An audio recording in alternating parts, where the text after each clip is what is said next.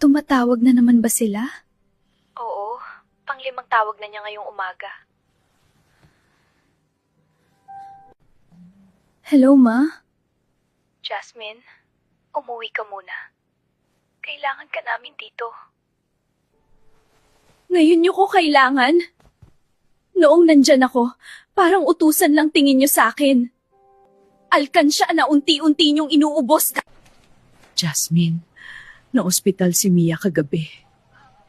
Wala kaming maibayad dito sa ospital.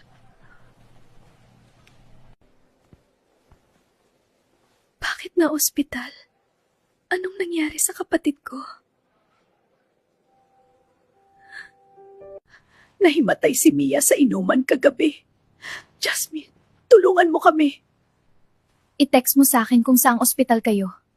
Pupunta ako. Jas, mag-ingat ka. Baka pakana lang nila to para balikan mo sila. Kahit papaano kapatid ko pa rin yun. Tutulong ako kay Mia. Pero hindi na ako magpapagamit ulit.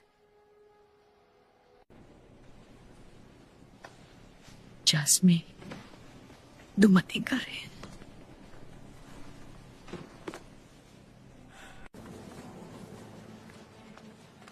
Nasaan si Mia? Unahin muna natin siya bago drama. Anong sabi ng doktor? Totoo ba talaga to, Ma? Na-admit siya kagabi. Kulang pa tayo sa pambayad. Tumingin ka sa akin, Ma. Magkano? At sigurado ka bang deto gawa-gawa niyo lang?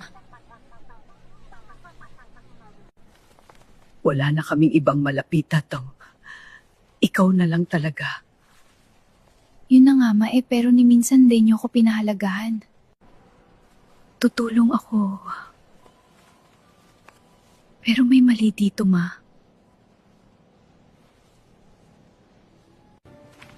Bakit parang hindi tugma to?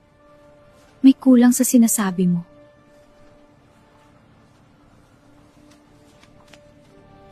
Ma, sabihin mo na habang maaga pa.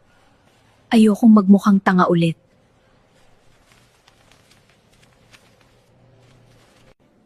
Mia, gising ka? Hindi ka mukhang ganun kalala.